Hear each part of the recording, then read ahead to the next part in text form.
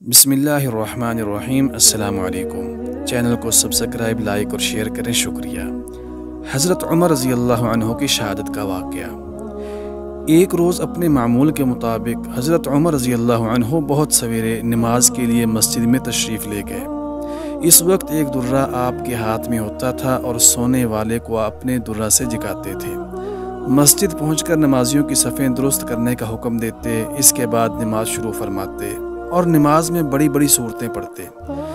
اس روز بھی آپ رضی اللہ عنہ نے ایسا ہی کیا۔ نماز پڑھانا شروع کی، صرف تکبیر تحریمہ کہنے پائے تھے کہ ایک مجوسی کافر ابو لؤلؤ فیروز ایک زہر آلود خنجر لیے ہوئے مسجد کے محراب میں چھپا ہوا بیٹھا تھا۔ اس نے آپ کے شکم مبارک پر 3 کاری زخم اس خنجر سے لگائے۔ آپ بے ہوش ہو کر گر گئے اور حضرت عبد الرحمن بن عوف نے آگے بڑھ کر امامت سنبھالی۔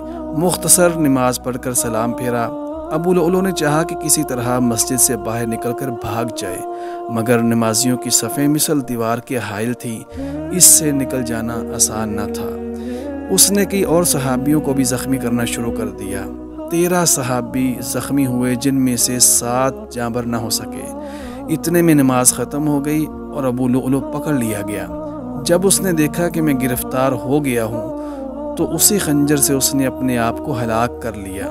بالآخر آپ کی دعائے شہادت کو اللہ تعالیٰ نے قبول فرمایا اور دیار حبیب بلکہ مصلی رسول صلی اللہ علیہ وسلم پر آپ کو 27 ذو الحجہ بروز بدھ زخمی کیا گیا اور 1 محرم بروز اتوار آپ رضی اللہ عنہ نے شہادت پائی۔ شہادت کے وقت آپ کی عمر 63 برس تھی۔